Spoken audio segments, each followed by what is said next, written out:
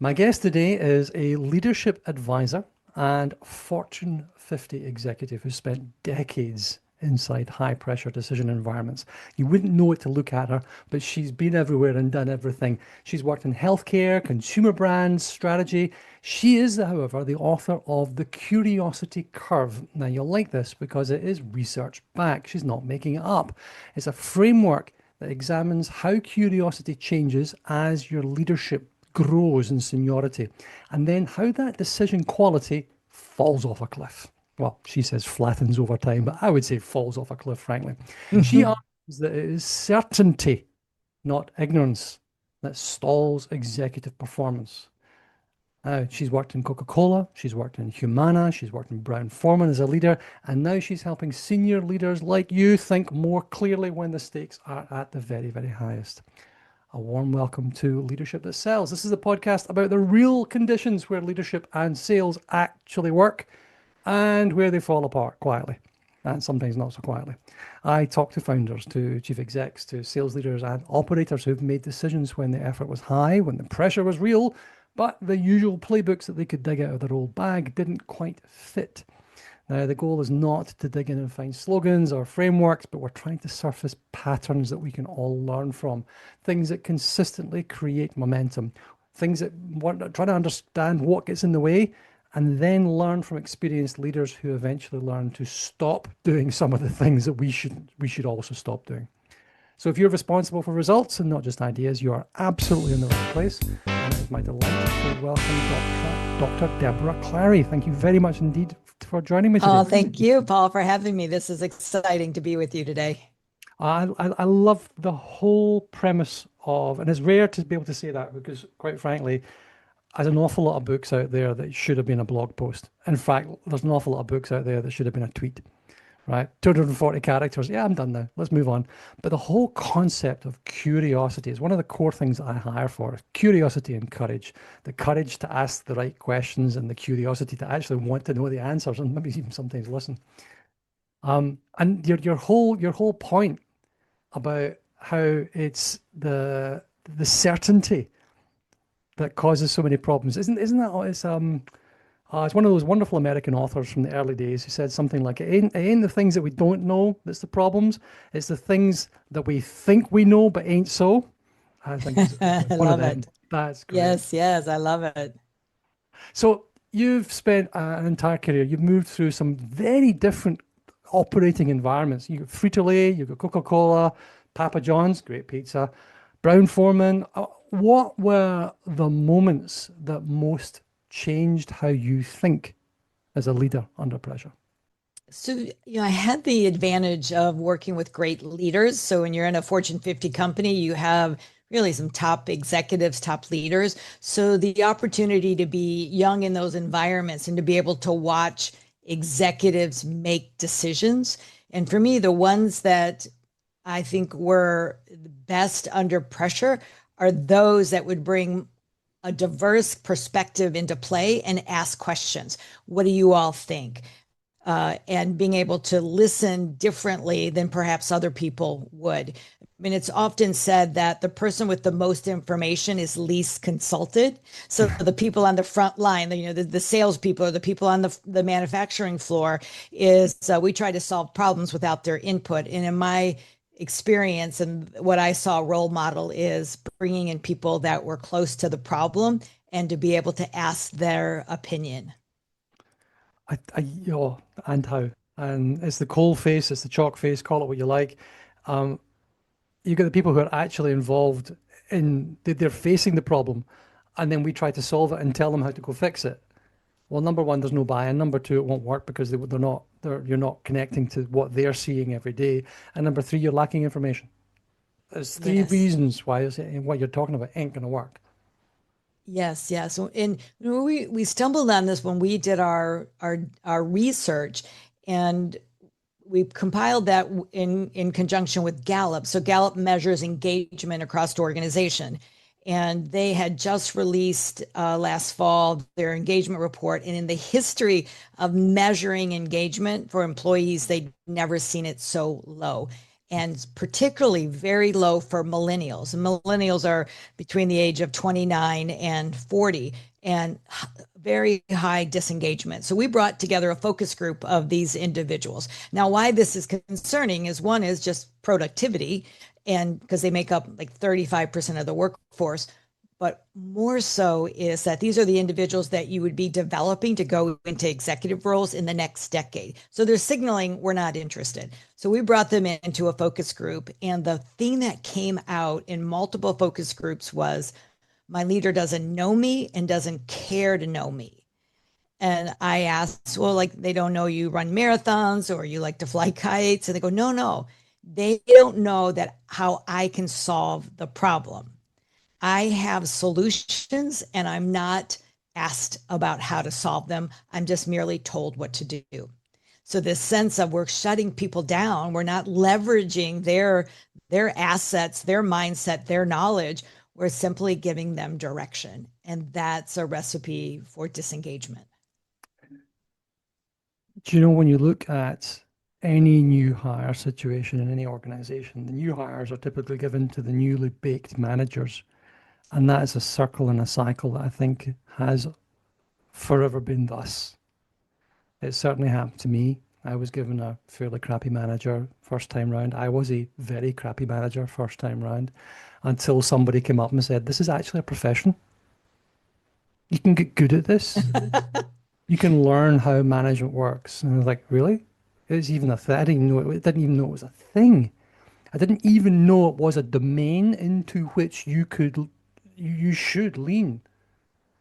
And somebody came along and said, your job is not to get things done, your job is to get other people to do things. You know, that sort of fundamental concept. And I'm wondering if, and this is completely sidetrack here, because we don't want to really want to go into the grounds of it, but maybe we do. The reasoning behind these things is sometimes a key into solving them.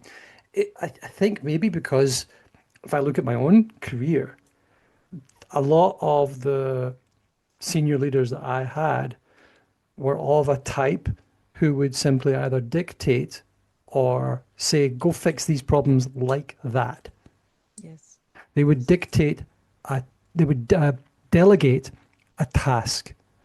Whereas, as we all know, the best thing you can delegate is a problem. And you delegate a problem in a good framework, in the right way, and all that jazz. And you are not only trying to solve the problem better because the person who faces the problem is lower down the food chain, but you're developing the individual themselves. And that delegating of problems, that encouragement of curiosity, that delegation of authority, Yes. as well as giving people the tools and the skills. And I think that's a big old part of this. Well, what did your data tell you anything in the reasoning So why? yeah, so I absolutely agree with you that leaders do lead in that way. Uh, but you know what? Paul, it's not. We have taught leaders that you need to have all the answers, right? Yeah, So no. if you even peel it back all the way to childhood, so when we are toddlers going into primary school, we ask about 289 questions a day. You know, why is the sky blue? Why is the grass green? You know, those kind of questions. And by the time we're adults, we're asking about 5 questions a day. So like what What's for happened? lunch? Did we learn it all? No, we are taught to be curious. So you think about, right? So you think about, oh, whatever you do, don't open Pandora's box, right? The curiosity killed the cat. Sit in your seat, raise your hand. And we were taught how to answer questions, not to actually have questions, right? So we are taught to be curious. Then we go to the university, we get these degrees, and then we're rewarded for that expertise. So if you're an accountant or a medical doctor, you are paid for those skills. And by the way, we have so much constraints on our time and we have so much we have to get done, is that we go to efficiency, we go to speed. And so we just answer the question or we tell people what to do. And our data shows that employees do not thrive in that environment. I'm going to do what everybody does at this point in time and invoke the mighty AI and say, not only are we buggered because we don't know how to teach people how to lead, but we're going to be royally buggered because we are now leaning heavily into AI to think on our behalf. So you get leadership going to Chat, Claude, Grok, APT, and saying, what do I, how do I, where is the, what is the, so they're stopping thinking, their teams are stopping thinking, everybody is stopping. They're no longer, they're not stopping to think. They're preventing themselves from thinking. And what one of your core ideas, as I understand it, is that organizations don't typically fail because people stop doing. They stop, then they fail because people are no longer interested. They're no longer curious. That curiosity collapse is just, it's almost I don't know what what the biggest word I can think of is, but it's existential. It's existential for humanity. Our lack of curiosity is like, well, I don't need to know how fire works. I'm going to live in a cave. That sort of level of self-perpetuating doom. However, there's great hope. I have great hope. Go on. How does Absolutely. that look like? What does that look like? How do we prevent this? When you start seeing the signals, what are the signals you see? So here's the good news is that anyone with a computer or a phone can have an answer, right? So answers become equal. Anybody can have the answers. And if you want to continue to have a competitive edge, either as an individual or an organization, it's about having the right questions or the boldest questions. That's the differentiator today. And at the essence of a question is curiosity. Yeah. There's a challenge though, right? Um, and I've increasingly struggled with this tension. And it's a tension between, I'm increasingly getting some gray hair here, right? And I keep it short so you can't see it. I need a haircut, but keep it even shorter. There's more and more coming out. You get the gray hair, and people look at it, you as somebody with some experience and therefore with some answers. And if you have some answers, you also then have to project that with confidence. And if I go with too many questions into the wrong circumstance, I and my organization are not rewarded with funding, not rewarded with opportunities, not rewarded with, continued employment because people look for confidence based upon certainty. How then can I stay decisive without being trapped? Yes. So here's what I'm an executive coach, I coach people at the top of the house, if you will, and they come up with that same thing. Like, well, I want to look like I'm confident and that I'm decisive. And I say, you absolutely can do that. You can state your opinion about something, or you can state the direction. And then the next thing is, but I want to hear what others think about inviting people in to be additive to the direction that you just said. Or I have an opinion, but I would love to hear a counter opinion to what I'm talking about, right? That's how you maintain that confidence and that decisiveness, but then you're opening up for, I would like your perspective. Do you find, however, I think I've heard it called the hippo syndrome, which is the highest paid person's opinion, right? The hippo. Say that again, Paul. The hippo syndrome, highest paid person's opinion, right? And as soon as the hippo opinion hits the table, shuts all the conversation down. So I think this, says your boss's boss. Do you think differently? No, boss, we all think the same, right? And yes, I think there's great strength. And in fact, I think that's how you build a learning culture and a learning environment is that your boss asks for feedback.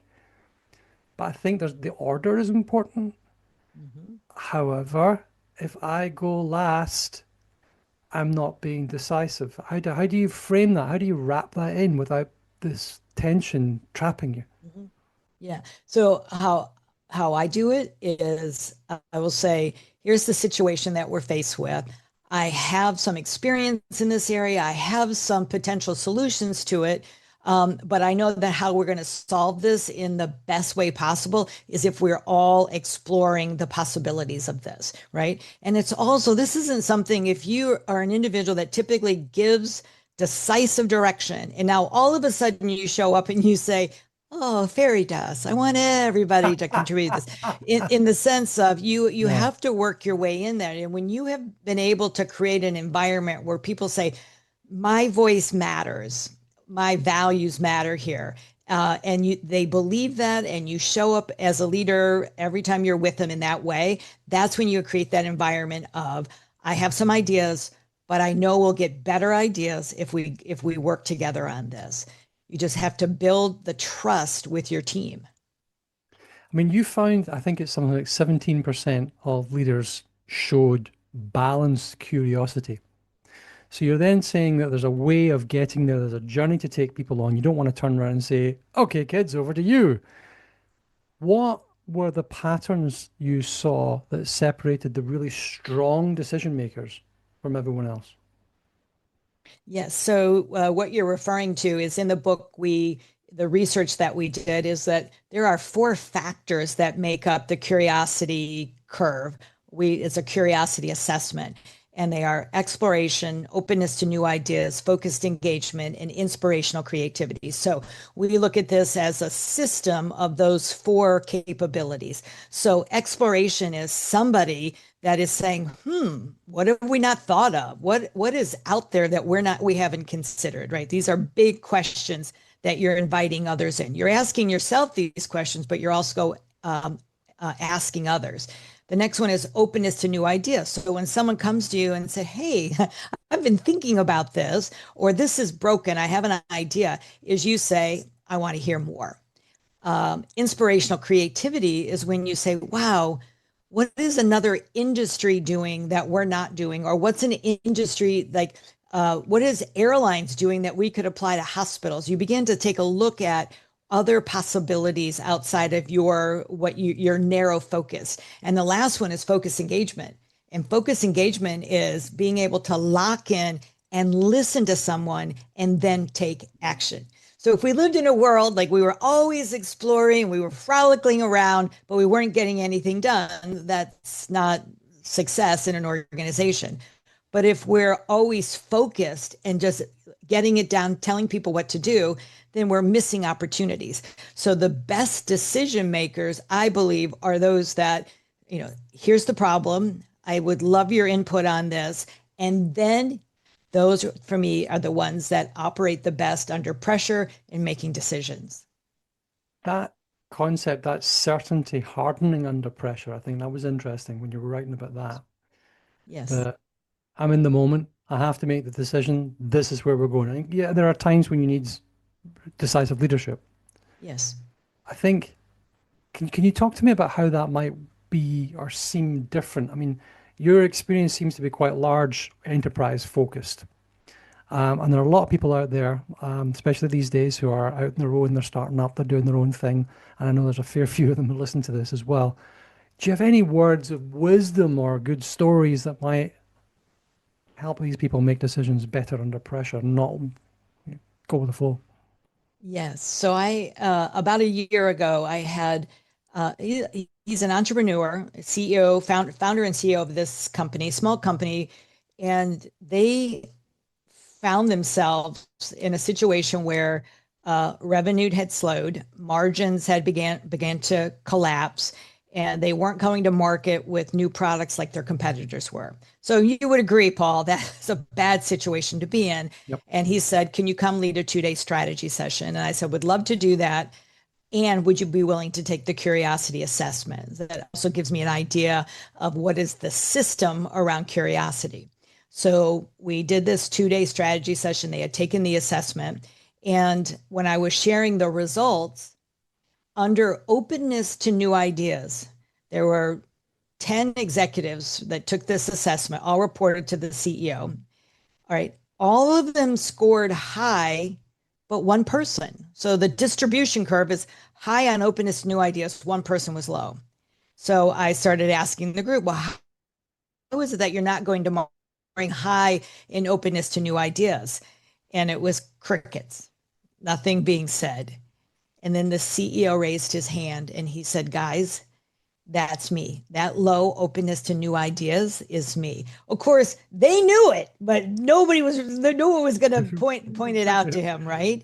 And Yeah. he said, "You know what I'm realizing is that I'm the founder. I think I have all the answers. I know what to do. This is my baby. This is my life." And then I said, "How's it working for you?" And he said, "Not well, because look at the business results." And so we were able to, in the moment, have a conversation about how the team could listen more to one another and really move forward on some of the new ideas that they had been that they had brought up. It's the idea of understanding what's my current state, where am I on the curiosity curve, where might my certainty be causing issues, and how can I make a shift? And that's the work I do. I work with leaders and executives to understand current state and to think about ways in which they can put the curiosity curve to play in order to drive performance. And in our research, how this all started was I had this hypothesis that curiosity was missing in organizations. And so I asked the research team to look at, is there a correlation between leadership performance and curiosity? That's all I wanted to know. That was my hypothesis, was it was missing. And 3 months later, they came back and said, "How'd you know?" And I said, 3 decades of navigating complex systems. Research, if you have a leader that has a high level of curiosity, you have a higher level of performance. They're directly related. And when I found that out, I said, people in the world need to hear this. They need to understand, leaders need to understand that if they can change the way they interact, that they can create a culture of curiosity, they're going to improve performance. I mean, I would not be doing this work if it were just, this is a nice to have. No, it's essential in terms of growing your business. I think especially in the world where access to information is not the problem. If access to information was the problem, we'd all be billionaires with six-pack abs. Mhm. It's that was solved 25 years ago with Google. I think even analysis and curation is no longer a problem with AI tools. I think the curiosity to apply our intellects in the right way at the right time, I think that, as you say, is rightly a differentiator. Decision making is a differentiator. Empathy, these things that machines can't have, don't have. They don't have experience, they have regurgitation. Um, is there an AI angle to all of this? I have to ask these days, I'm afraid. Is there some sort of interpretive thing that you can throw against the wall that's coming our way with overuse of these tools, perhaps? Um, I think that's definitely a question that's worth answering. And at this point, I don't know that we I know. don't think anybody Um, has an answer. There's yeah, no- the sense of what I worry about is the atrophy of the brain. So what's happening to our brains when we're no longer searching? So we know when we're searching for answers, psychologists call it novelty. When we're searching for novelty, I call it curiosity, is that the brain lights up. And when you're seeking that, dopamine is going off, and dopamine is good for our brains, right? Dopamine is good for us. And I wonder if we're shortening that dopamine hit when we get instant answers by using AI. That's what I worry about, what might happen to us long term. Well, I think the short-term gains are astonishing. There's the new mathematical proofs coming out every other day of problems that have been around for 400 years. It's absolutely astonishing. New material science, protein folding. It's just amazing what we can do. And yet, and yet, where we're going to be in a few years' time if all of the entry-level positions have gone because that curiosity that we demanded people exercise on the way up the ladder has been also short-circuited, and we've allowed our own to atrophy. Big questions. Deborah, as we wrap this up, is there perhaps one message that you would want to leave our planet with? If I give you the world's largest Sharpie and 1,000 billboards at every airport in the world, what would you write as one message to leave behind? Be curious. Dr. Debra Clary, author of The Curiosity Curve. Links to the book will be in the description of this, as to everything that Debra does, which is outstanding and highly to be recommended. Thank you very much for joining me. Thank you.